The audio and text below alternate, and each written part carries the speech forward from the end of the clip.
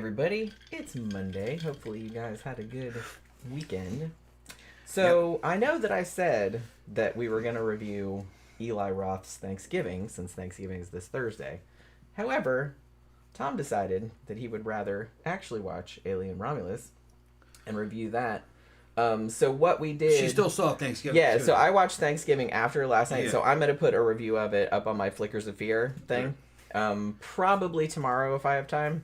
But sometime before or on Thanksgiving, I'll have a review of that up. Yes, because Tom Mike actually dozed off while that was Jen's going to do a solo review. So I'm going to do a solo review of that. So you're still getting a review of that. But honestly, this movie, it just came out in theaters in August. Yeah. And we didn't see it in theaters then. No. I was like, man, I didn't... Some of the dudes that I fucking, for some reason, trust, all right, which fucking Nerderotic, which I don't trust the dude. I like him. I like his show. But he immediately shat on it.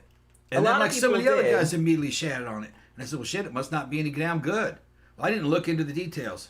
A couple of days back, I saw on one of the little Prometheus channels that I subscribe to, somebody said that, no, this ties in real nicely with like Prometheus and Alien Covenant and Alien 1 and 2. It's a lot better than Alien 3 and 4. This is one of the good ones. I would I think it's maybe the third best one. I think it's the third best one. Yeah. After Alien and Aliens. Yeah. I would put this one third. Yeah. I liked this a lot more than I thought I was going to, honestly. It's good. It does try to tie in. But see, I went back into it because it wasn't... I'm sick of fucking xenomorphs. I give a fuck about the xenomorphs. I just do. All right? That shit's been played out. I grew up with that. I know all I want to know about this fucking xenomorph. So they started going back into more about the engineers. And they bring back the black goo. Yeah. And then there's a lot of shout-outs and callbacks. The story's taking place after Alien. Probably after Aliens. No, it's in between those two, canonically. Okay. I looked it up. It takes place in 2142, which is between the first Alien and Aliens. Okay. Because they had that weapon, that pulse rifle. And it seemed to be more advanced than the one the Marines had. So I thought that was after. Because remember, that thing was auto-aiming. Yeah. Well, I thought the one in that one was auto-aiming. No, only the fucking smart gun was. The big ones, the general purpose machine gun that the girl and what was his name, Drake, and the Mexican girl, Vasquez, yeah, they had those were self-aiming.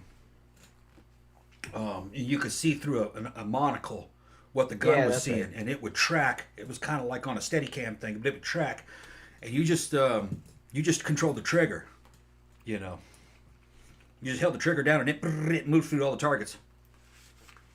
So that was. But anyway, that pulse rifle was doing that. Yeah, I'm getting ahead of myself. Yeah, you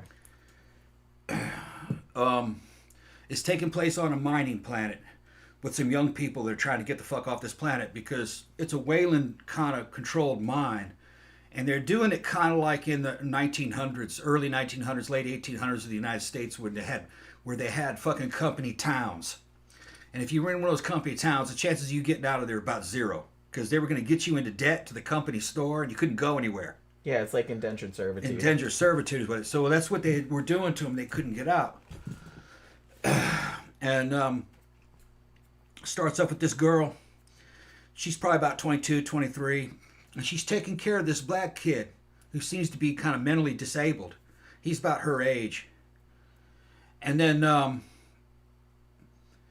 their friends contact them and tell them that they maybe figured out a way to get off the planet, so that that some kind of a Wayland spacecraft has just come out of orbit and it's abandoned and it's just kind of in a decaying orbit around the planet, and they got a little spaceship. If they can get up to it, they can get inside that ship and get some of the cryo sleep chambers, because they had some that you could move. They were like mobile. And they put them in their ship, and they could make the 9-year journey to this planet that they wanted to go. Just far away. Not affiliated. Not affiliated with Wayland. Right. Well, you find out that the black kid that she's taking care of, he's telling jokes, but you can tell there's something wrong with him. She calls him her brother. She calls him her brother, but they're obviously not related. Their parents are dead, though. Yeah. And it turns out she's taking care of him, and he's kind of taking care of her. He's an android. Yeah. But he's damaged. Her dad found him in the garbage. Yeah. And got him back up and running, and kind of made her, made him kind of a caretaker to watch over the girl. Yeah, because they died from a disease, and they knew that they were dying. They knew they were dying, right? Yeah. So they changed the Weyland programming to where he wasn't really going for the company, for the best motives of the. He wasn't going for the best purposes of the company. He was going for what was best for this girl. What was her name? Do you remember? Rain. Rain. That's right. Yeah. So they get a ship and they go up to that damn Weyland spacecraft that's moved in, and it's a big fucking space station. It didn't look like a ship to me. It looked like a space station. It was. They thought it was a ship at first because Right. they didn't get a great look at it. But when they got up on it, Yeah. they realized that it was a space station. When they get up in there, it's fucked up. It's got it's got no gravity in it, but every few minutes, fucking the gravity comes on and then it goes back off. It's trying to purge the system. It's got a lot of damage in it, and there's shit running around. They're trying to find these capsules that they can cryo capsules. And guess what they find? They find a control room that's got a damaged android in it, a bunch of dead people, and they find all them bunch of fucking face huggers. A whole bunch of them, and they were all in kind of like stasis in this machine that they had. I saw someone. I was watching Heavy Spoilers. Yeah. Did a really good 45-minute breakdown of this, pointing out all the Easter eggs and all the links to other movies and stuff like that. And somebody in the comments said, I don't know if anyone else noticed this but me, but she's like, I'm pretty sure that the face huggers were being 3D printed. Yeah, it may have been. It may have been. And I was like, oh, because I they didn't weren't notice coming that. out of eggs; they were coming out of this machine. Like it was this thing was holding them. And I was like, oh, okay, that they makes had sense. the technology to do that. Yeah. They had the fucking. Okay, what they did was, turns out they get locked in this room with these face huggers, and they can't get the door open. So, the woman, Rain, grabs the disc from the deactivated Weyland robot that was in busted up. It was all busted up. He's just the upper half. Yeah. He's the same type Ash was in the first Alien. He's that same actor playing him, but it's CG. Yeah, because he's Doing dead. the face. Because he's dead. He's dead, yeah. So they roll him over, you know what I mean? And she pulls a disc out of the back of his head, and she gives it to her android, and he fucking totally reboots. And that was really cool how they showed this robot reboot.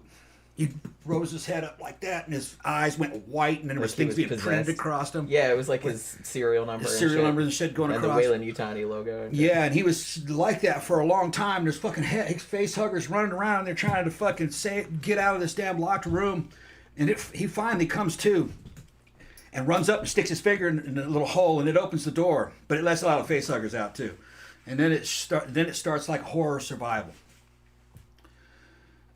That Weyland-Yutani robot, the one that looked like Ash, he talks. He wakes up and tells them that what they did is that they found the alien that Ripley blew out into space. They went out there and looked for it. The company did. And they got it. When they found it, it was encased in a rock. I guess they could do that. I guess to defend itself, I guess. They cut it out of that thing, and I guess they got the DNA out of it and tried to reproduce it. And they also understood how to make the black goo, because Weyland-Yutani got the reports of the black goo from David, when they were there in fucking on the Prometheus show. So they got the aliens and they got the black goo, and all fucking hell breaks loose. And that robot, the one that's like Ash, says, well, we're going to complete the mission. I'm going to complete my mission, which is to figure out all those aliens and the engineers and what the black they're goo. trying to do is synthesize the black goo to make the humans a better species, so they can survive better in space. Yeah, so they can work for Weyland-Yutani. That's kind of a spoiler. I was going to try to stay away from that, but in Prometheus, you find the engineered black goo, and it had weird effects. Weyland-Yutani knew all about it. And they knew about the engineers. They knew about the xenomorphs. They knew about that black goo. And they were saying, "What is this? Some kind of bioweapon?" And he goes, "No, it's the opposite. It's a much needed upgrade for the human race." Ostensibly. Yeah, it's just this android saying you guys are too fragile for space travel. You have to eat, you have to breathe, you have metabolisms, you get sick, and you're not immortal. So this is like a way to be much stronger and more immortal. And when the robot that the woman had, the black robot, when he got rebooted, he came back a lot better. He says, I've had much needed upgrades. He's like as good as he's not quite on par with David from Prometheus. He's a work model. He's not a science model, but he can do a lot of shit. And the Ash robot says, together we're going to complete this mission. He goes, yeah. So he lost all his program about serving the girl. He just served the company. But he was still kind of cool. He was helping him. He was trying to help him get out of there, but he was trying to make sure the shit spread. Yeah. And he was trying to... Because he had been reprogrammed. Yeah, he'd been... And he also encouraged the girl to experiment with the black goo on herself. And she gave it to herself. And she was pregnant at the time. And some wild shit happens there. That didn't go well. Didn't go well. I'll cut to the chase. She gave birth to kind of like a very mutated form of an engineer. Which is kind of what I expected was going to happen. Fun fact, they call it the offspring in the credits, I think. That was all practical effects. That was a guy. It looked good.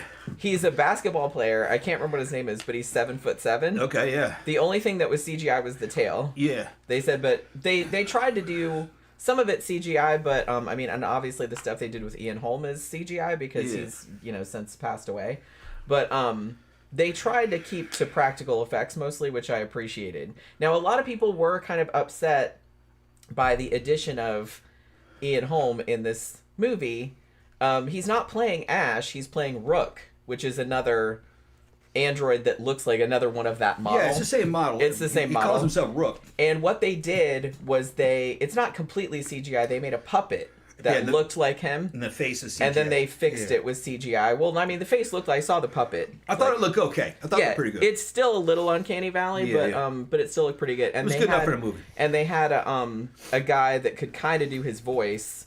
And then, so they had a voice actor that kind of sounded like him do his voice, and then they kind of AI'd it, like zhuzhed it a little bit, so it would sound a little more like him. Yeah. And the director, by the way, who is Fede Álvarez, who is actually like a pretty fucking good horror director. He did the Evil Dead reboot from 2013, which was great.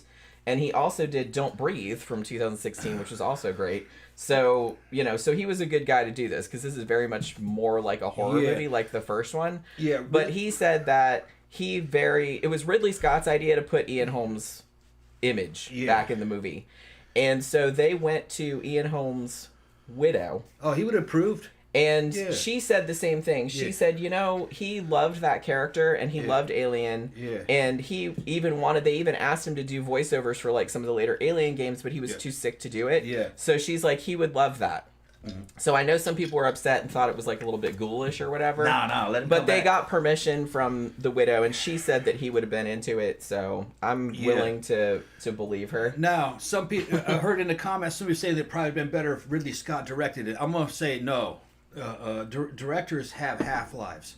Ridley Scott, and that motherfucker likes the booze too. The shit that he's been directing lately is good, but it's kind of tedious, all right? I think it's better that he got this other director to do it, but it's still his ideas and his stories. When it comes to this universe here, you want Ridley Scott's ideas.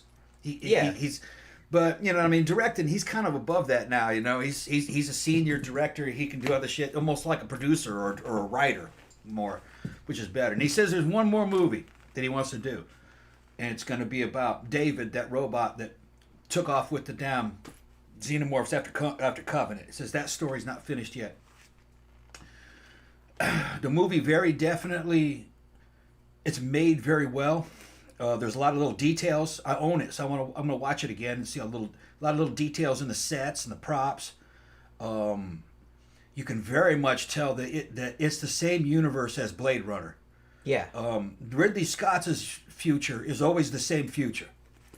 Blade Runner and Alien are the same universe. So that means there's replicas out there because they were in Prometheus. Vickers that woman in charge of the mission was a replicant. The mission was being run by a replicant and an android. The people on it were just test subjects. That's why they were so terrible. They were chosen to be bad in Prometheus.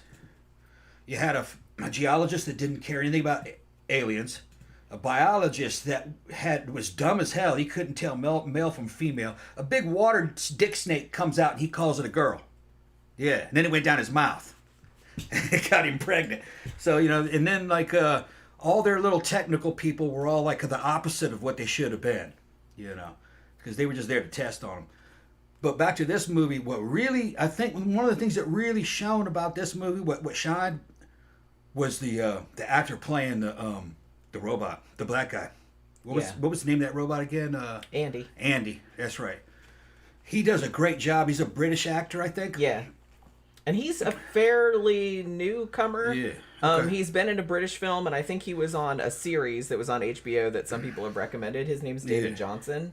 But, he's really good in this. Really good at this because he's really good at playing a guy who's slow, and he's got a real sad-looking face when he's in it. He's very sympathetic. So, yeah, he's kind of he's super beta and down on his luck because he's just not working right. And he evidently wasn't like a super sophisticated android to begin with. He was kind of just like a basic worker type. What is it, ND255? Yeah, they gave him his model number and everything. And then the other robot, the science robot, the one that looked like Ash, was Rook. Rook tells him his model number, and he says he's honored to serve with him. He said your model has done so much work throughout all of the worlds that we've been colonizing. I'm proud to work with you. This is the first time anybody was really blowing smoke up in him. He was like, thank you very much. Yeah. He was, together we're going to complete this mission. It's a fucking great scene. But when he gets his upgrade, the actor's really good. When he gets his upgrade, he becomes a totally different character. Basically, you can tell it's still him. But all of a sudden, he's like alpha now, real confident. He's telling people what to do. He's fixing shit. But some of the stuff he does is kind of dark. Like attempting to experiment on people, encouraging them to do it. She went and did it anyway, but that was later. She was dying, so she shot the black goo into herself. It didn't kill her, though. But the thing she gave birth to killed her, didn't it? Yeah. Yeah. Sorry, I got a super chat. Thank you very much, Gallows. I got a wig for you, Jenny. Can I give you it? Sure. If you find me on Facebook or on our 13 o'clock Facebook page or something, or on Instagram or whatever, if you want to mail it, I can give you the mailing address. Because I don't really want to say it on the out. Yeah, but I thought it was an excellent movie. Excellent movie. One of the best movies of this year. Yeah, I was actually, like I said, I was surprised by how much I liked it. I like that it went back to, I don't want to say it necessarily went back to basics, but you could tell that Fede Álvarez, the guy that directed it, he's a huge fan of the franchise, and he wanted to make sure that he got everything right. Yeah. And he wanted everything to be, he wanted to link all of the movies together. Or at least all the good ones. All the good ones, yeah. And I like that they took it back to between Alien and Aliens. So you have kind of like that analog looking tech. Yeah. Like it looks very, very similar. Kind of like Blade Runner. Yeah, and he said too that a big Alien Isolation, the video game, that was a big influence. That was a big influence also, as was The Last of Us, that video game also. Yeah. Like he used that because he was playing those two games a lot, like while he was working on this movie. And so so you can definitely tell, because like I said, this is much more like a horror movie, because I kind of feel like some of the other Alien movies like went in a more sci-fi or more action direction, whereas this one kind of goes back to the first Alien being like a haunted house movie in space. Like it is kind of like action, there is kind of that stuff going on and sci-fi elements, but I kind of feel like this is more like a pure horror movie like the first one was, which I actually like really appreciated. There's like a lot of good practical gore in this. They have a chest burster. There's a lot of xenomorphs in it. Yeah, it's fan service, but I think it was fan service done really well. Yeah, it better be fan service. It better be. People are paying to see fucking Alien and Prometheus, and that's what they got. And if you didn't like Prometheus, it won't affect this movie that much, because it's like an Alien movie. It's like Aliens, kind of. Yeah, it's kind of a combo between Alien and Aliens. Yeah, you know what I mean. Now, there was a couple things that were kind of brought up. I want to see it again, based upon what Rook said, the damaged robot. I have to go see it again, but I could have swore that he hinted that there was that the engineers were made by something else. Didn't he say something like that? What, in this movie? In this movie, because he talked about the engineers and the black goo, and I think he said that they were made by something else. I don't remember him that saying we haven't seen. But I that's the way I picked it up.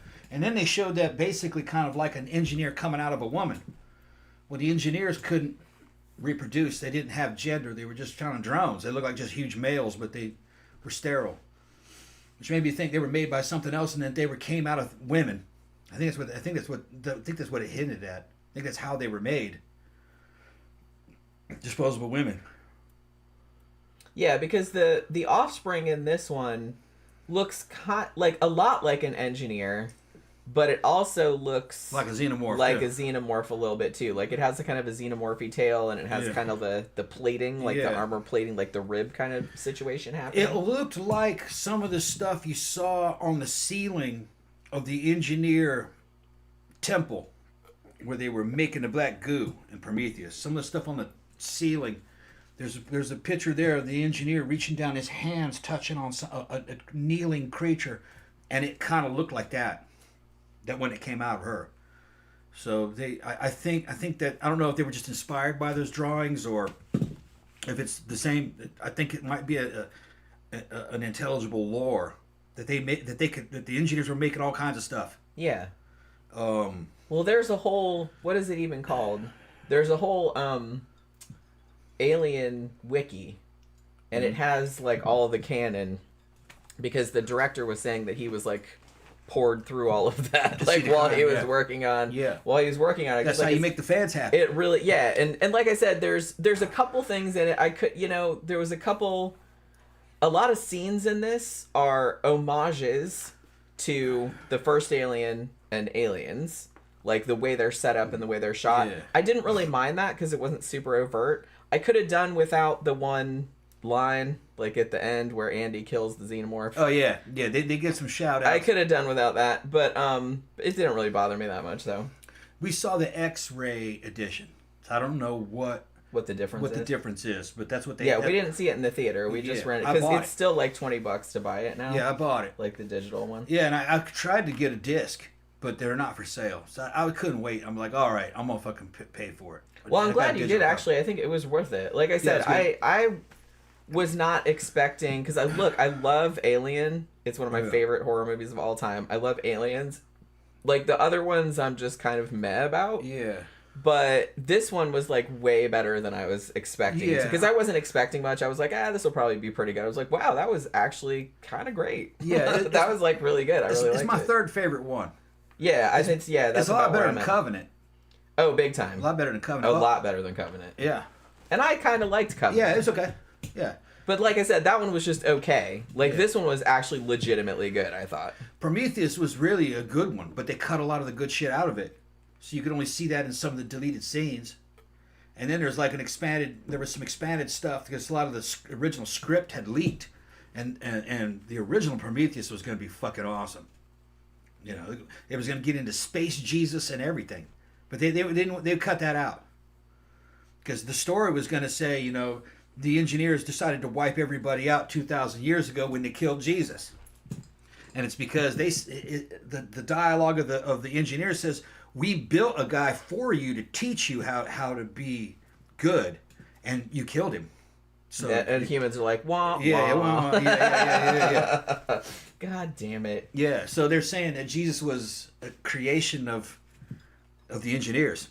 Yeah, like I said, God gave birth to him through a woman. That fits right into the theme. Yeah. They did something to a woman and she gave birth to this. And it went in a very Anunnaki direction, which some people liked it and some people didn't. Like, I thought it was kind of cool. Like, it went kind of in a cool, different direction.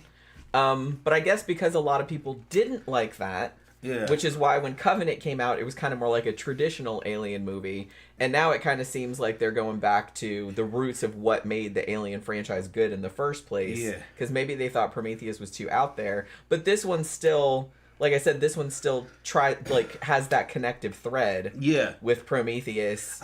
This director, and of course Ridley Scott, they did a real good job of trying to rope the story back together. And it had a lot to do with the studios wanting Prometheus to be an alien movie. And then they said, okay, well, on Covenant, we'll make you an alien movie, but it doesn't make sense. It has to be in the Prometheus setting on this other planet. You know? Yeah, and it didn't quite work. It didn't really hang together. Because they wouldn't let him just do what he wanted to do. Right. But this one does rope it back together.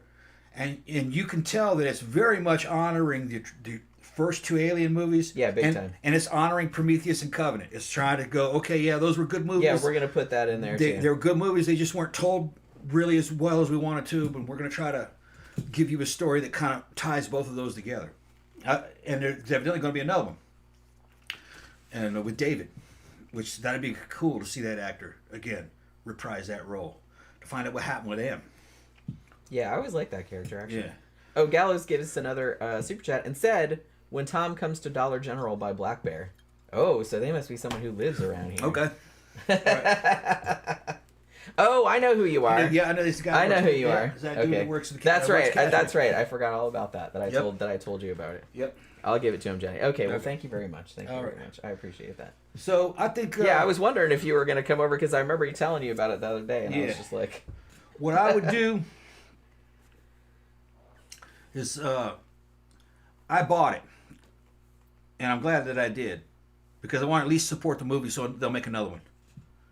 And I kind of feel like they might make another one after this too, because they kind of leave it on a little. It's not a cliffhanger necessarily, but they kind of leave it open where they could do another thing in this thread. But it was definitely well made, and it did kind of save the good movies. It kind of roped them in together, so I approved of it.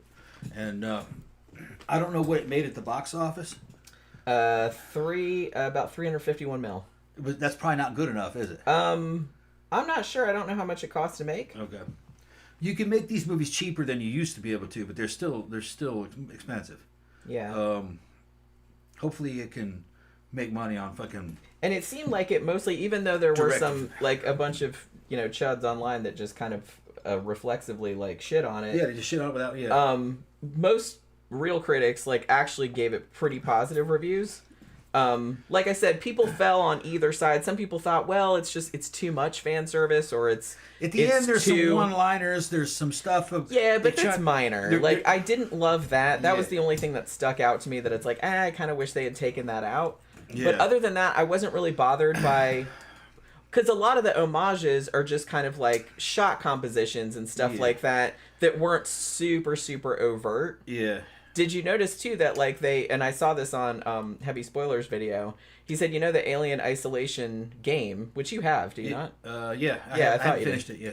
I thought you had it, because I thought I'd seen you play it. It's pretty good. But in the movie, they have, the emergency phone boxes, where you can do a save, in the game. Yeah. They're in the movie. Yeah. In the background, that's kind of just telling you when some bad shit's gonna happen. Yeah. You know what I mean? Might want to say it. And he's making an homage to the video game by putting that phone stuff in there. Yeah. But the thing I liked about this one, like I said, was it was not too. I mean, don't get me wrong, I really liked Prometheus, but I kind of feel like it had these big ideas and it didn't. Like you said, I think they cut so much out of it that it didn't really get, and it was almost like its own thing. You know what I mean? Yes, it's in the Alien universe, but it's almost like it was its own thing. Whereas I feel like this movie is much more in the Alien universe, the original one. Yeah. And I think it's of good. 1 and 2. Of 1 and 2. And I think it's much better because it's just a straight horror movie. It's just a group of workers, like the first one, and they're trapped on this thing with all of these aliens chasing them and eating their faces off. And it's great. It's scary, it's gory.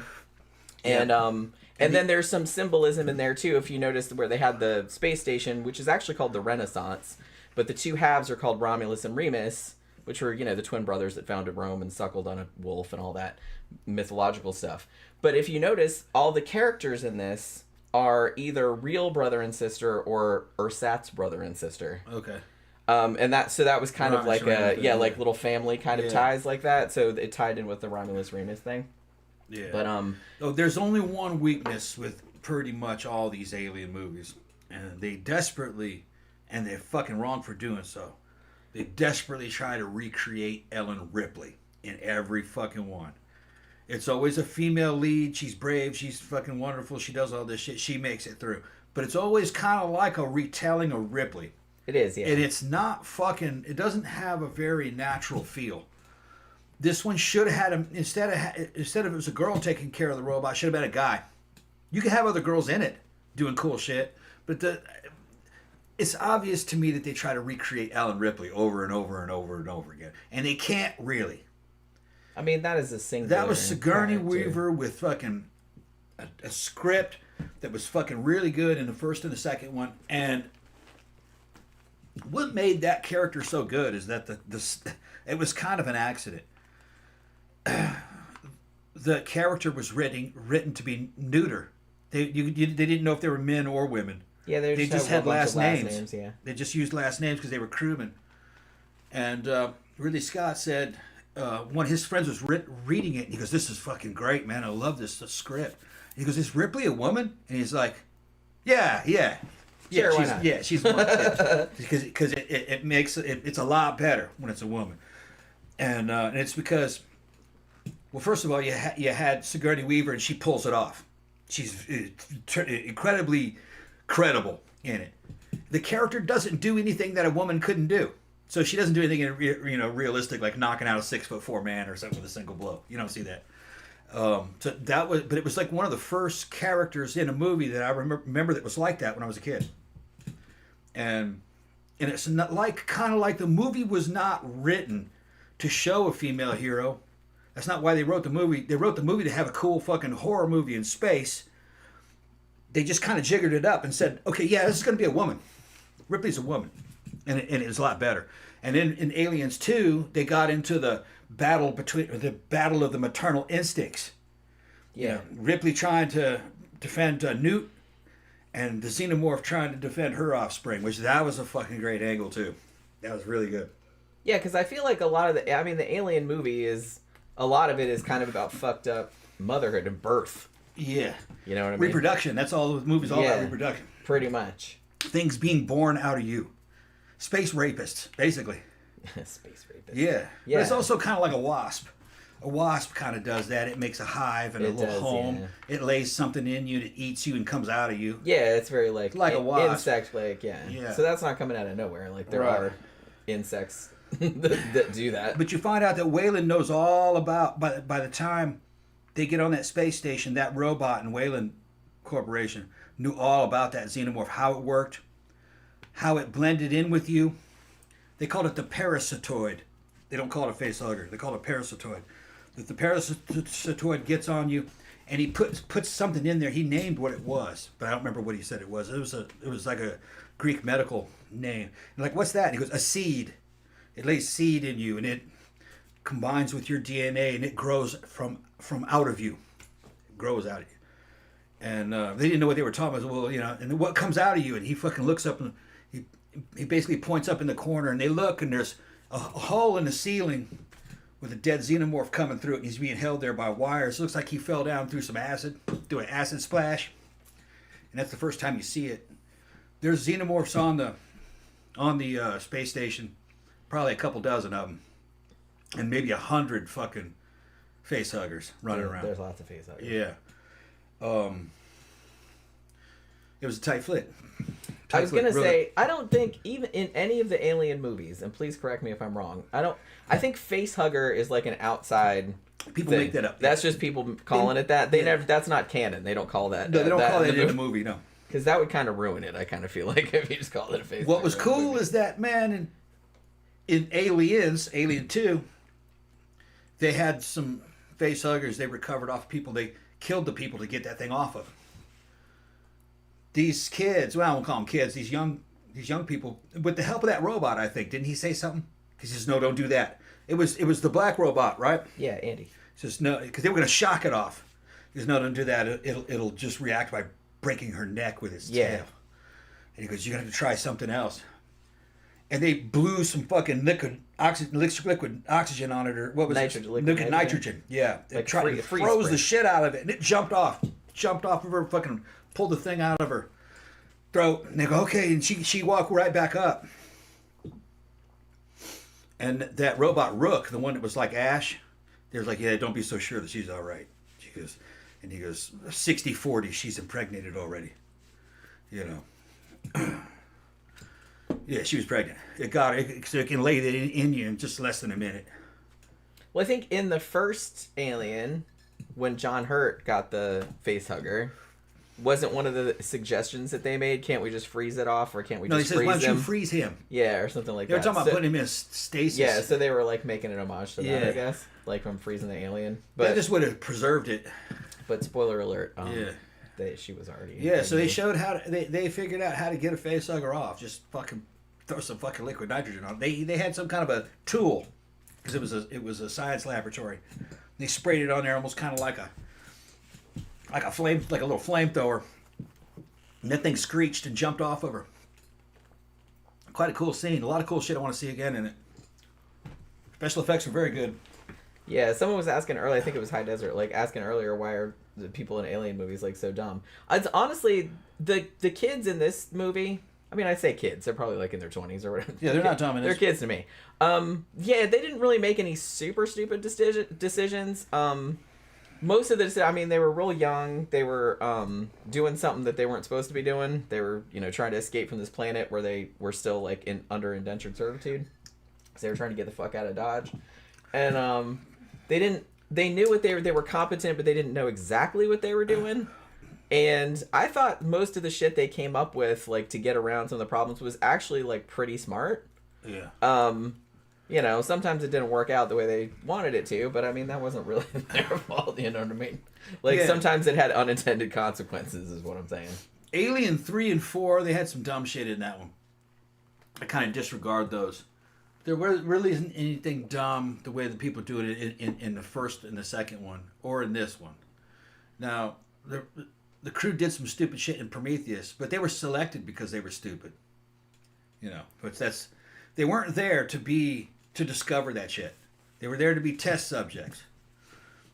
Vickers, the replicant, and fucking David, the robot, they were the ones that were supposed to discover all the shit, and they were working behind everybody else's back.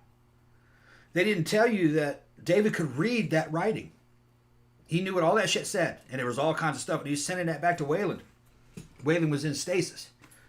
But he was going to kill most of the science crew experimenting on him, and he would kill the people who figured it out because he wanted to he was going to try to get rid of the people who really believed that shit about remember all the people that found all the ruins? Yeah. Shaw, what was his name? Shaw? Yeah. He was going to kill them. They wanted a fucking... Weyland wanted a damn monopoly on that. The patent. Yeah. The actress that was in this one, it was bugging me the whole fucking time. Her name is Kaylee Spaney, by the way. Spaney, something like that. And the whole time I was like, God damn it, where the fuck have I seen her before? She's so familiar. She was in fucking Civil War, which we just saw like a few months ago. Okay, yeah. So it's like she was in Bad Times at the El Royale too, because I remember seeing that at the theater. But like, but I was like, well, shit, that's where I recognized her from, because it was bothering me the whole time. So I was like, I know I've fucking seen her before. But yeah, so all of these, I kind of liked that, because the first Alien was, kind of older, working stiff kind of people, whereas these were much younger, like second generation. Like a lot of their parents had died in the mines or of diseases or something like that, like on this, planet or whatever, on this mining colony.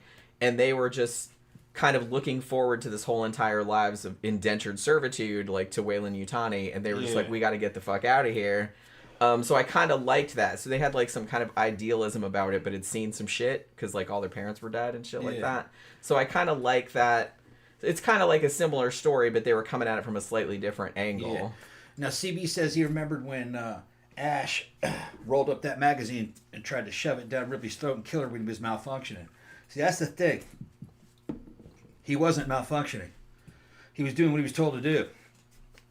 It's just that evidently they're programmed not to be able to kill people. But that particular robot violated its own programming to kill her, because That was the mission priority 1. The crew expendable. All right, that's what the mission was. Yeah, so he technically was not malfunctioning. So he wasn't malfunctioning. He was trying to follow his orders, but there was evidently there was some kind of deeper mechanism in his construction to prevent him from killing a human being. But he violated it, and it fucking caused him to bleed that white shit out of his head. And he got all glitchy. And he was a science robot, you know. He wasn't a fucking combat robot. He wasn't, you know, real adept at fucking homicide.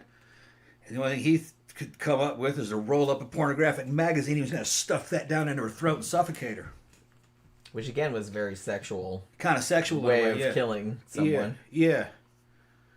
Because it was they were trying to making a parallel between the alien putting the thing down your throat. Yeah, I think that was like I think that was Ridley Scott's way, you know, of saying, yeah, this is not a man, it's not a human, okay, but it's aware of gender. Yeah, and this might be a synthetic or an AI a version of basically homicidal sexual activity, like something a serial killer would do.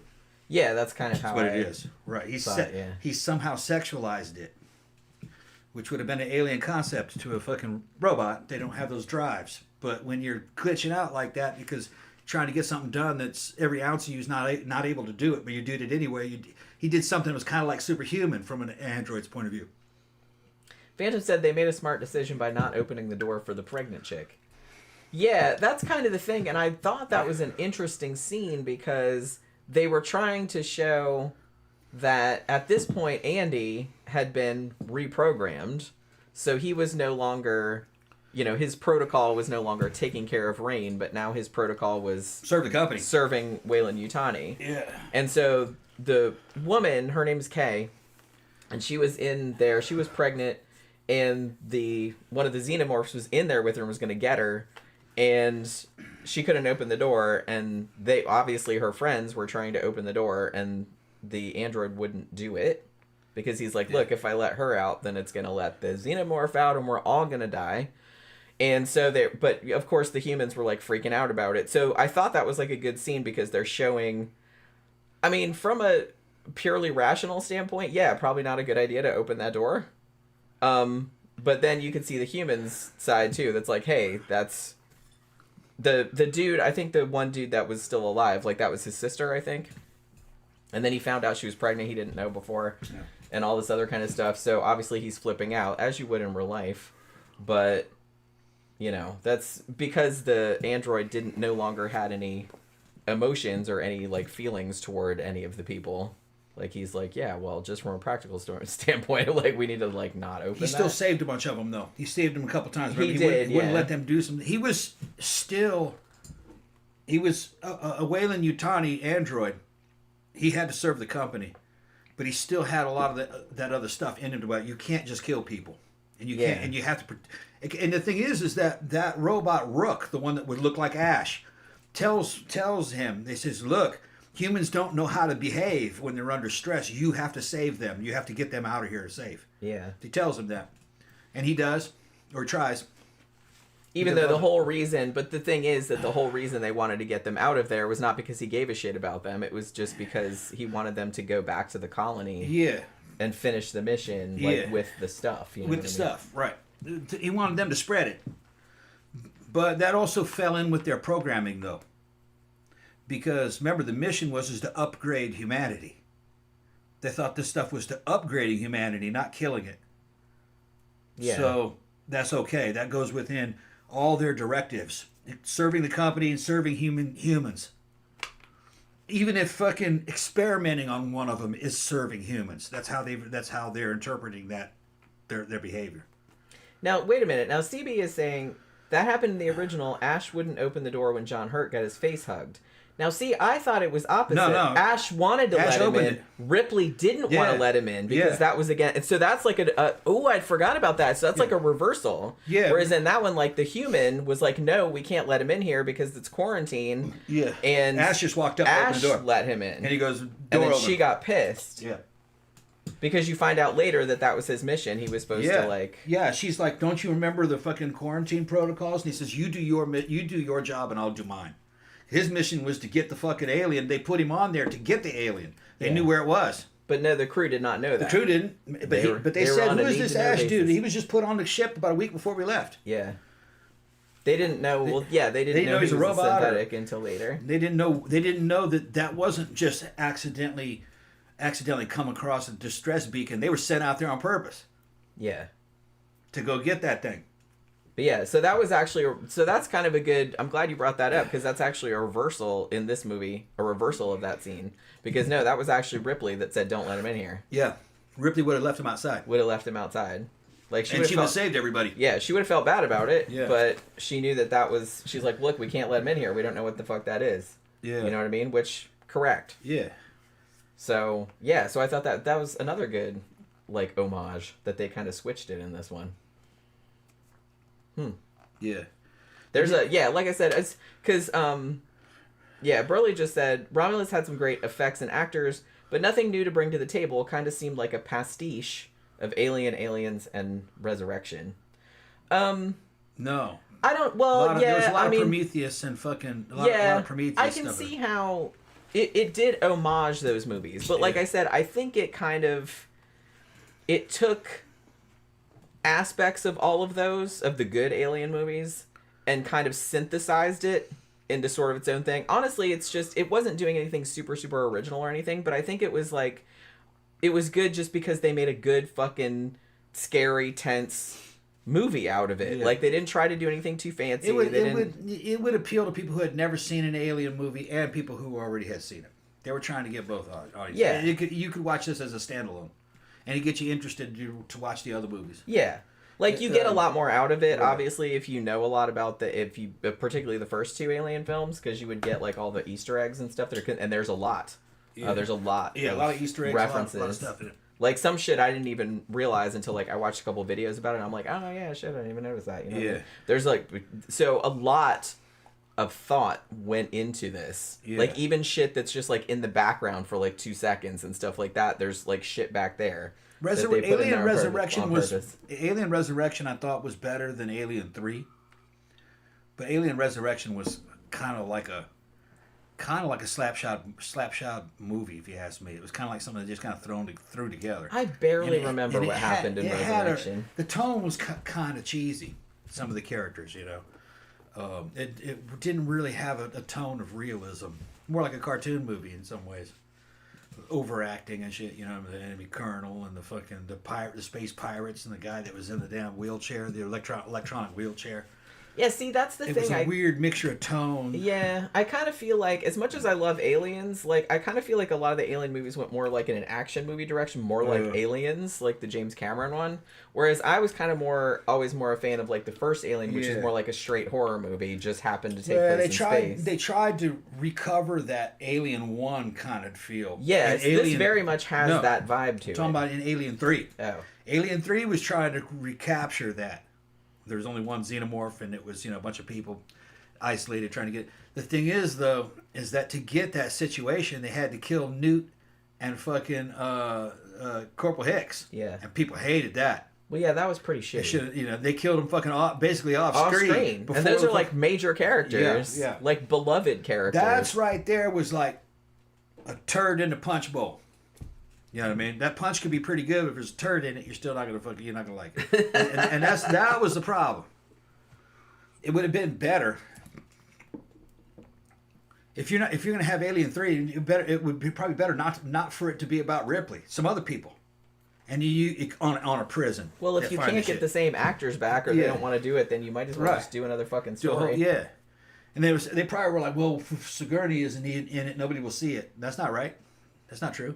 If you had a fucking good leading cast, people would see it. They did that with Predator. Not all the Predators had Arnold Schwarzenegger in it. I even like Alien versus Predators movies. Requiem was kind of rough the way it looked, but it was too dark in certain spots. But it was just another bonus movie. I thought it was fun. Yeah, it's fun. I don't remember hardly anything about it, but it was pretty fun. Yeah, I liked Predators. Requiem was about the alien. About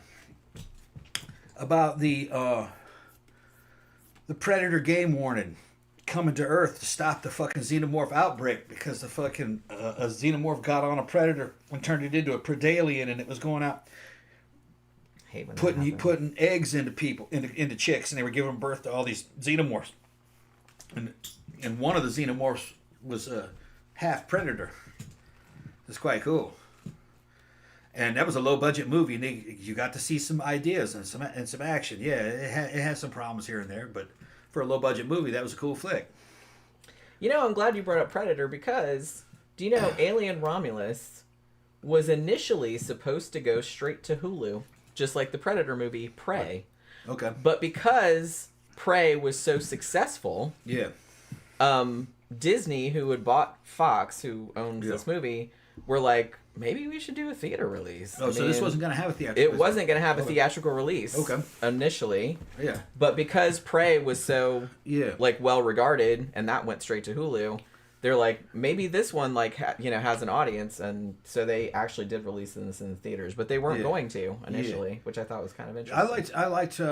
I liked fucking Prey. I did too. I liked it a lot. There's only one problem with Prey. The Native Americans all looked fucking like they were from California. They just weren't. Well, they probably were. Yeah, you could tell they weren't. They're all actors. They weren't living a hard life out in the field. Fucking. Sounds like they're not dirty enough. Yeah, they're not dirty. They're too clean, and they're not calloused and hard looking enough. Been out. It's like their teeth are too nice. Their teeth are too nice. Like I said, yeah. Although the thing is they showed the French the way the French would have looked back then. That's true. They're fucking dirty, mean, fucking, kind of like conquistadors. I do kind of feel like one thing that people neglect in a lot of like period pieces is everyone's because obviously you go, if you're gonna go be an actor, you get your teeth capped or whatever the fuck, and like you get nice veneers or whatever. So it's like, but when they do period pieces, I'm like, most people had gross ass teeth back then because they didn't have good dental hygiene or anything like that. So it's like I feel like they neglect that. So it's like, here's these people, and they might look all fucked up and dirty and everything, and then they smile, and they have, like, perfect fucking teeth. Yeah, that's what I was saying. I'm like, you probably need to fuck their teeth up some. You could even use CGI to do that. Yeah. Make it a little more believable. The Indian guys in that particular movie, go look at a fucking real photographs of fucking Indians from the 1800s. Those dudes without the shirts on when they were sitting for portraits. Those dudes looked fucking hard. They weren't real massive, but they were very lean. They were cut. Those dudes could ride horses and hang off the bottom of a fucking horse and do all kinds of shit. Fucking the Indians and the Indian dudes in fucking Prey, kind of like they're fresh from fucking Starbucks. They did look a little clean. They looked too civilian. Yeah. I get it. It didn't bother me that much. Like I kind of got over it after a while, but you know what I mean. Burley says I wasn't a fan of Prey. I liked Predators. I liked Prey. I think I liked Predators slightly better. I really like Predators. Predators was really good. It was a really good movie. Yeah. I liked Prey though. I liked quite a lot. I think though, I know Predator and Alien aren't really.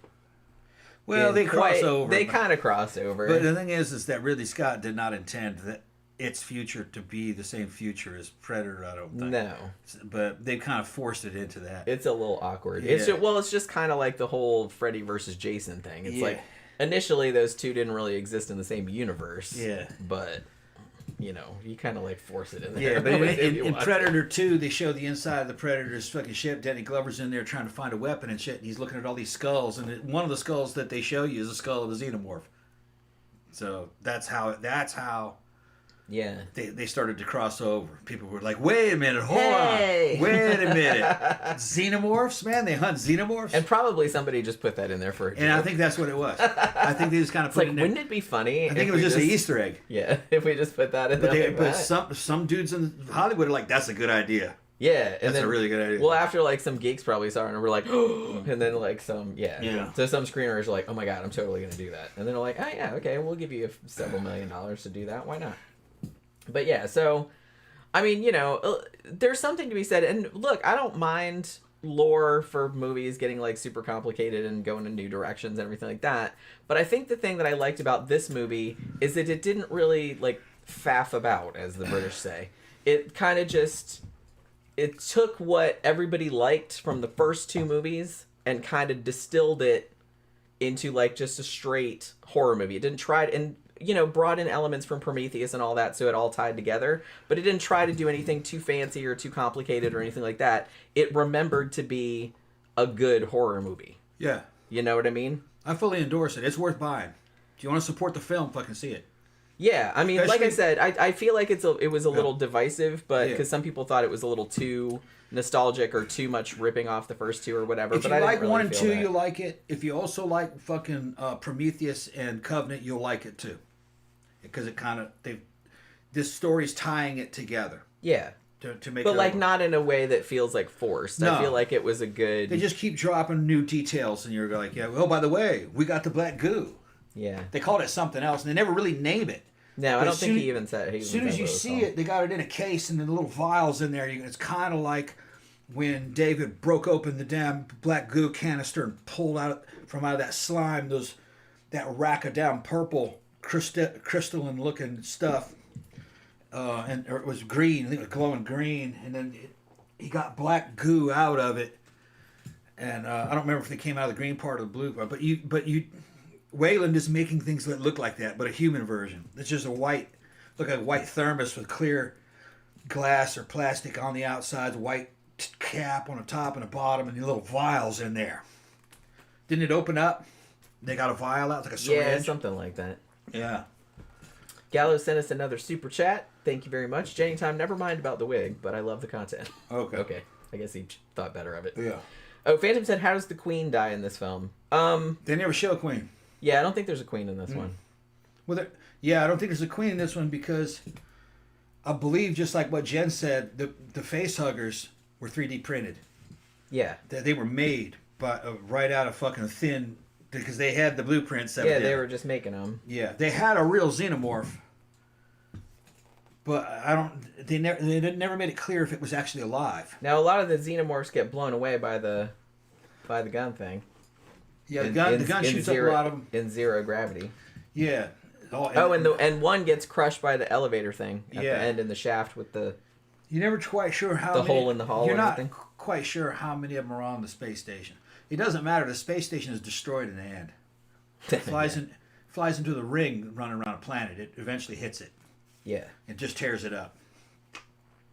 So the xenomorphs all died anyway. But it's a good flick. Yeah. Yeah, Phantom said, is there even a queen alien in this one? I don't think there is one. No, I don't think there's a queen alien. But like I said, there's hundreds of damn face huggers. Yeah, because when they first get on the ship, the only xenomorph that's on there is the dead one that's kind of hanging from, that they don't even find till later. Yeah. Well, they show one dead xenomorph and a bunch of dead humans. Yeah. And the thing had been vacant for 100 and something days. Now, I think he said 171 days. Yeah, and some of the dead bodies looked a little too fresh, so maybe some of them maybe they survived for a long time. So you know what I mean? Yeah, that doesn't necessarily mean they've all been dead that long. Yeah, because that dude couldn't have been dead a week, maybe 2 weeks. He was still pretty fresh when they showed him. Mm-hmm. The back of his head was gone, though. Remember? He was hanging from his he was hanging there. That was pretty normal. It was just a face with nothing on the back. Yeah. Looked like somebody took a big old bite out of it. I think that fucking alien with the xenomorph fucking mouth got him from the back, I think. Pulled his fucking head apart. Mikey says, my theory is if Kay and Bjorn are cousins, because here, I don't think they ever say this in the movie, because remember when they ask like who the dad of her baby is, and she won't tell anybody? Some asshole. Some asshole, I think she just says. Mm. I think it's implied that it's Bjorn who is her cousin. Yeah, so she can't say. Yeah. Okay. So yeah. So you said, I know Bjorn and Tyler are cousins, but it could be also the case that Kay is only related to Tyler. Yeah, see, I thought that too. Because now her and Tyler are brother and sister, right? I thought they were brother and sister. And then Bjorn and the bald girl that was the pilot in the ship, they were like, her and Bjorn were like adopted brother and sister, right? Yeah, because I think they were like it was like 3 brother and sister sets. But then I think that Bjorn and Tyler were also cousins. So I guess Kay and Bjorn were also cousins. But I thought the implication was that Bjorn was the father of Kay's child. But they never say that outright in the movie, I don't think. I have to see it again. I really wasn't paying attention to the relationships between them. Because there's a lot of brother-sister sibling shit going on in it. Like a lot of symbolism in that regard. Like I said, with the whole Romulus and Remus thing and everything. There's a whole lot of callbacks to that. Like found family type stuff. That they go into. But CB said, Tom, how long do you think you would last against a predator or a xenomorph? Not long. I don't think anybody would last that long. No, if you ended up in the game preserved with the predator, it would just be fucking pure luck. With okay, in Predator 1, with that Yauta, I think is what they call it, with that predator's abilities, Arnold would have never had a chance. I mean, the thing had a fucking active camouflage, and it saw in thermal images. You couldn't hide from it. It would be not for long. It would be child's play to kill people, even if they're armed. It's just that stealth is too much of it's too great of an advantage. And it was obviously you couldn't beat it hand to hand. It beat the shit out of Arnold. Although the dude getting thrown around, if you pause it at certain points, that's not Arnold. It's a stunt double. And that stunt double is Jean-Claude Van Damme. Yeah. That's who's in that scene. He's not credited, though. But you can plainly see a part where the alien's throwing him and he's looking, and his head is kind of pointed down. You see his upper body, and you go, that guy's in good shape, but he's not as big as Arnold. You look at the face, that's Jean-Claude Van Damme. Yeah.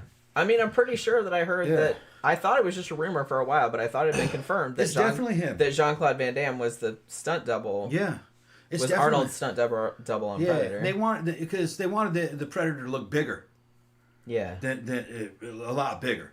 Okay, so Van Damme's smaller than Arnold. So that made that Arnold pretty tall. I think he's 6'1".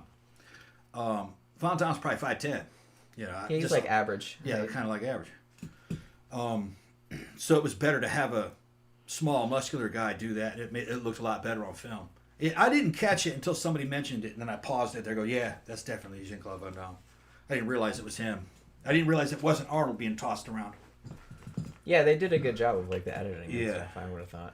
But that's another thing too is that the guy that directed this movie, Fede Álvarez, he said that the scene in Romulus where they turn the temperature up to their same body temperature so the facehuggers can't see them. He said he got that idea from Predator, where he covers himself with mud so the Predator can't see him, like in the heat because of the heat signature and stuff. Because he wanted to do a scene like that. The parasitoids or facehuggers don't have eyes.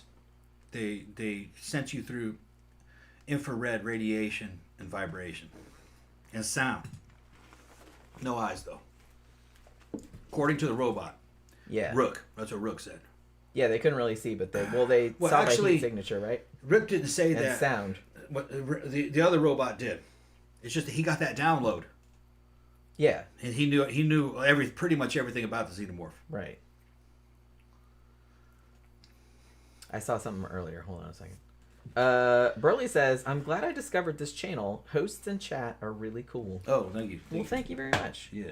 We're also glad you found us. CB said he was the Predator, but quiet because he was not going to be seen on screen. Phantom says Van Damme could totally take Arnold in a fight. No. I don't know. I mean, Arnold's a lot bigger, but I don't know. Like in their prime, we're talking. Yeah, we're like talking in their like prime. Nowadays, they're both old fuckers. But Arnold would just get a hold of him and just fucking the fight would end up on the ground. And fucking in wrestling, fucking Arnold would fuck you up. He was fucking strong. Yeah, I kind of feel like if it gets on the ground, like the person that weighs more or is bulkier has a huge advantage. If I remember correctly, I think Arnold's maximum 1-rep bench press was like 800 and something pounds. He was fucking... Holy shit, really? Yeah. Yeah, he could bench press it, I think it was 800 pounds. So he could lift like... Well, I could... Like 8 small women at one time? I can barely bench press fucking 315. Well, the last I checked. I haven't done a 1-rep max. At my age, it's risky because if you hurt yourself, then it takes fucking months to recover. Well, how much was the one that I helped you with the other day? Oh, the other day, that one was 280. Okay. And I could do 2 or 3 of those. Yeah, you did several of those before. I was like, oh, shit. Yeah. Then I'm like, I can't lift this. What do you want me to do? Yeah, but you guys might check on that. I think it was 800 pounds, Arnold's reported 1-rep max. It was either 600 or 800, but I think his squat might have been 800. Okay. For something, I'm thinking it might have been 800 pounds. I'm going to have to look that up because that sounds crazy. That's crazy. It was an ungodly amount. But they lift that kind of shit. I know they do, but I'm just saying that's crazy. I mean, it's stronger than a gorilla. Yeah. Yeah, if you can bench press 800 pounds, you'd be stronger than a gorilla by a lot. You can just go pap right through a gorilla's head. Well, Yeah. don't do that because gorillas are cool.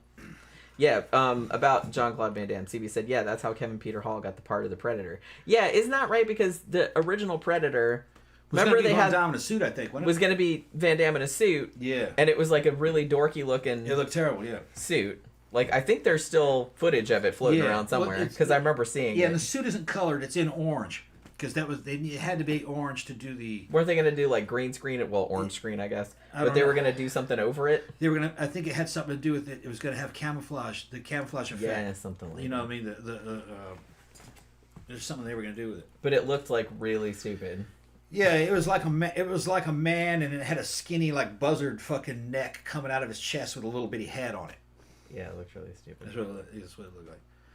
I mean, the thing about it though is that the Predator that they eventually went with still looks fucking great. Yeah. The one from the original movie, that mask, it's like, holy crap, that looks amazing. Yeah. Still, like this many years later, and it doesn't quite look as good as in the other movies, but it may have been because it's HD now, so you can't see the imperfections in the first mask. The first mask is kind of diffused a little bit. Yeah. Shot on film. It looks great if you ask me. Some of the shit is out of focus, which kind of makes it seem more like fucking war fucking footage. Yeah. Like combat footage. Well, I think they like did. When Mac is blowing down the fucking all the fucking woods with the minigun, they show a shot behind him and above slightly, and it's out of focus, but it looks great. It looks like you're they seeing... did it like that on purpose. Yeah, it looks like Vietnam fucking war footage. That's what they wanted it to look like. Looks really good. Yeah, that's still one of the best movies of all times. That's a great solid flick. And it was saved in edit. That would have bombed. A lot of movies are. They said the movie fucking... They said that editors are the unsung heroes of Hollywood. Well, they were like, this monster ain't gonna work. And they got a kid out of a garage in California who was very talented, and he made that suit. Yeah. And it looks fantastic. And then they inserted it after the fact, after the movie was already shot. And then they did a couple little scenes, with Arnold, and I think Arnold did a couple scenes. They had to reshoot a couple scenes, but the it was saved in edit. That would have bombed bad. And it was a shame. It had great acting, man. Fucking Carl fucking acts his ass off through that. And he's looking juicy as fuck, man. He was in great shape, man. Carl.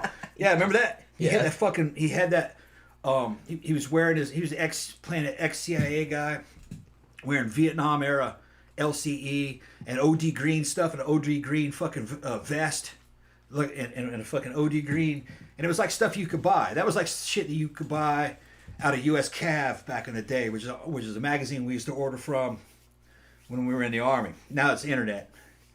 It's like something he got out of US Cav. All that shit, all those uniforms were all accurate too for the time.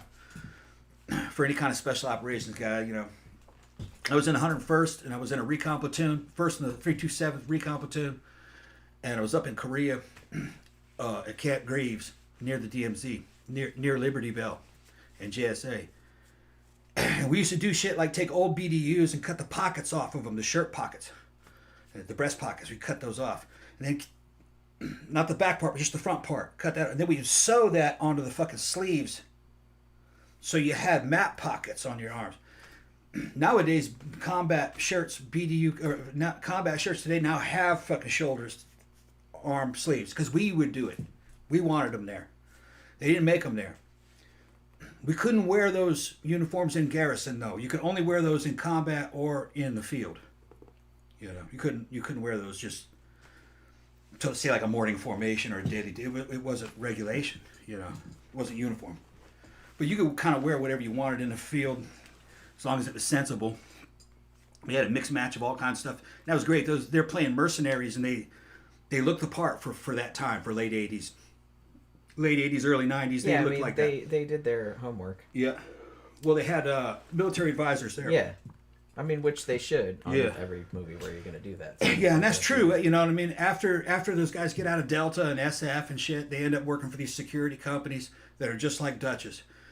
You can find them on a Dale Comstock. He's like that. He's my age, maybe a couple years older. He's fucking bald, fucking jacked, got almost a similar beard, and he owns a security company out of wasn't the Philippines. I think it was Malaysia, and he does a lot of services. His wife actually runs a lot of the company for him. He's got a Malaysian wife. A lot of it's like VIP and celebrity security, and then they do paramilitary missions too. But that costs a lot more. And he was killing ISIS guys for the UAE, United Arab Emirates. And this was after the fucking war was over, that last one. And that was like fairly recently. They'll call him back, and him and 6 or 7 other guys will fucking attack some fucking house that has a bunch of ISIS guys in there, and they'll kill him cold blood too. In the neighborhood. Just run up on them in a car. And come out, pile out, and just fucking kill them, and then get the fuck out. Mercenaries, man, it's real. There's an idea. It used to be that you could not.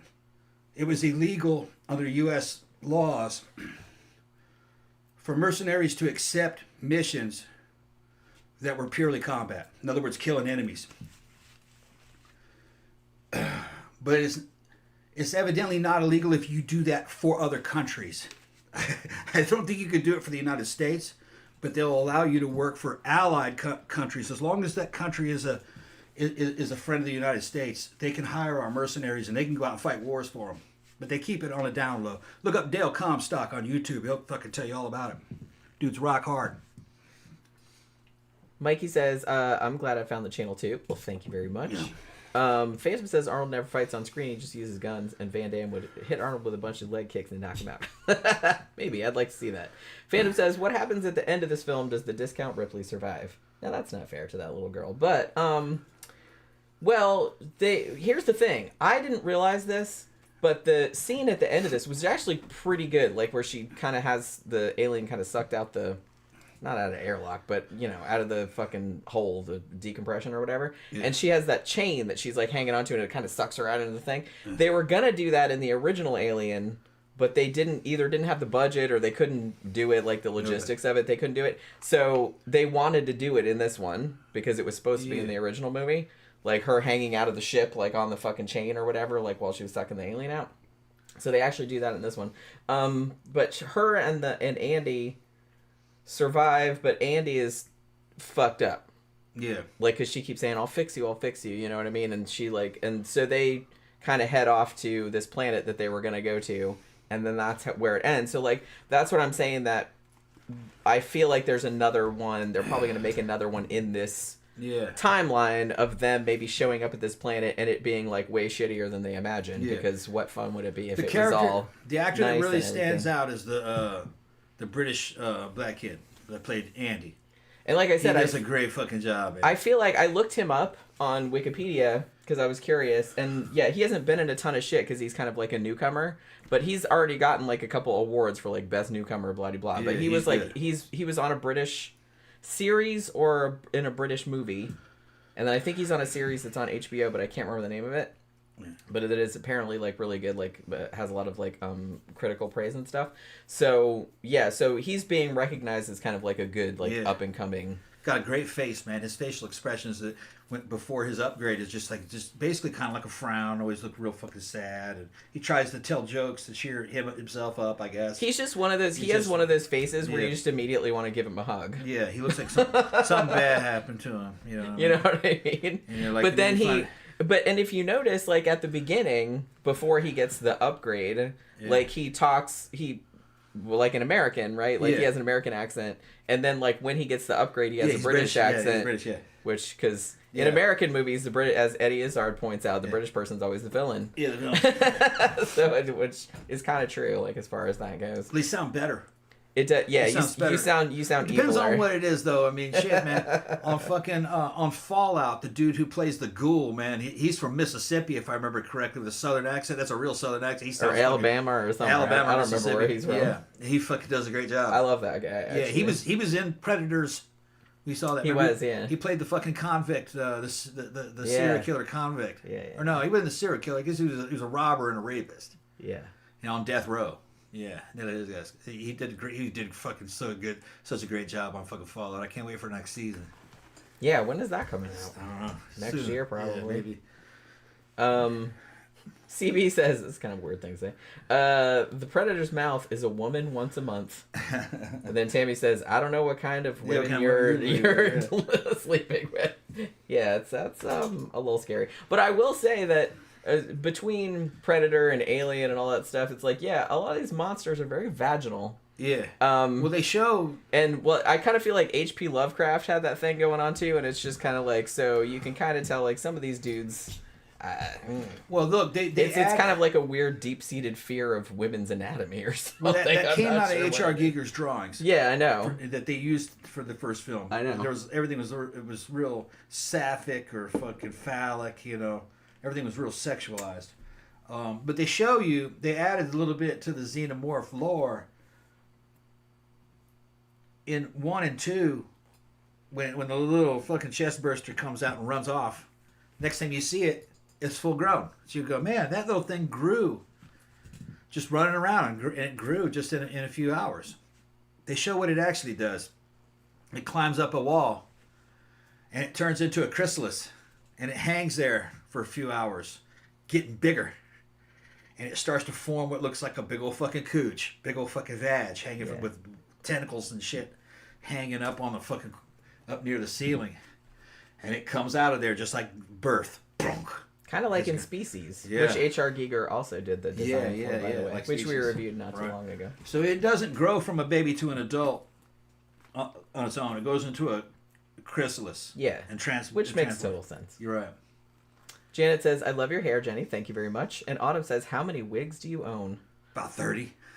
Yeah, it's probably about 30. I don't. Yeah. Well, there's probably like 5 or 6 of them that I wear most often because they look the best, but I have more than that. But I don't wear some of them for various reasons because they're too hot or they're too long or whatever.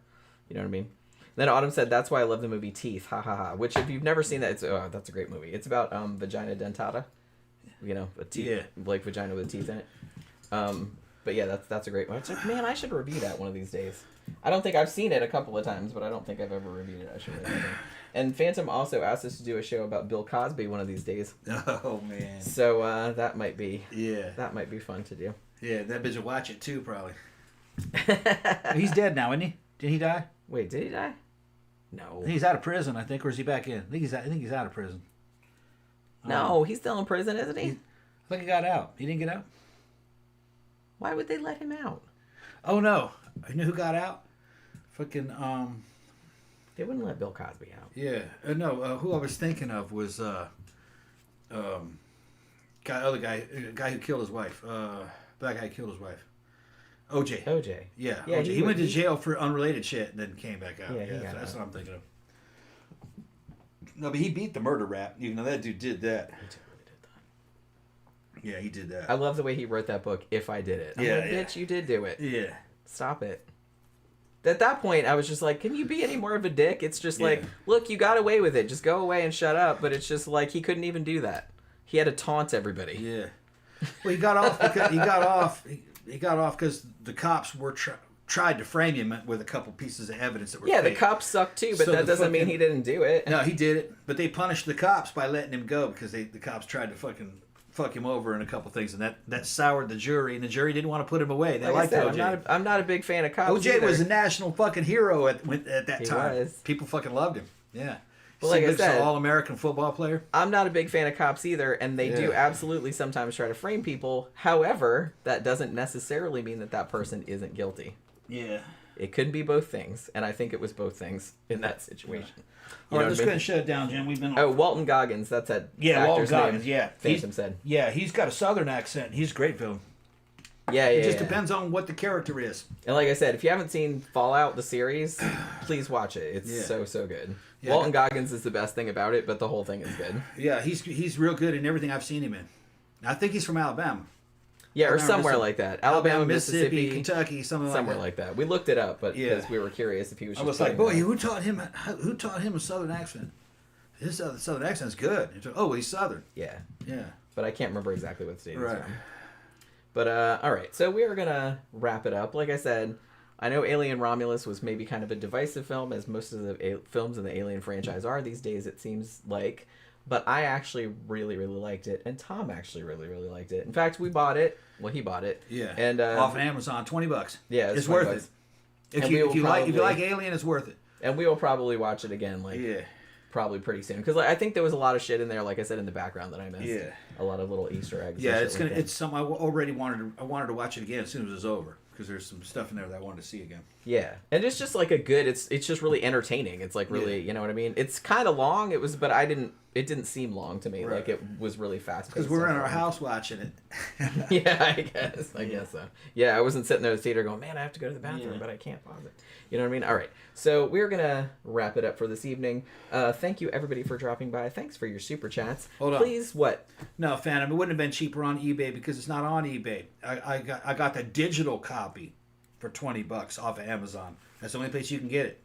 They don't sell a hard copy yet. No Blu-ray. Yeah, I mean, I'm assuming they will, but it's not out I'll probably get that too eventually. Because this only just came out in the theaters like a couple of months ago. You know what I mean? So it's still like... Yeah, and it's still premium cost. They want $20 for it. Yeah, they still want $20 It's worth for it. You got to wait a while before it gets cheaper.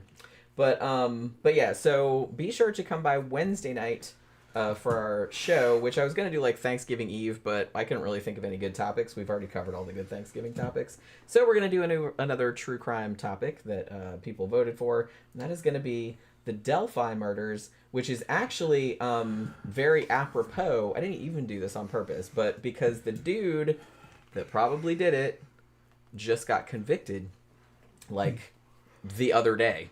So it's going to end up being good kind of in the zeitgeist, right? Because everybody's talking about this now. So we're going to do a show about the Delphi murders on Wednesday night. So hopefully you guys can join us for that. And yeah, we will see you guys then. Have a good rest of your evening. Have a good day tomorrow. Good.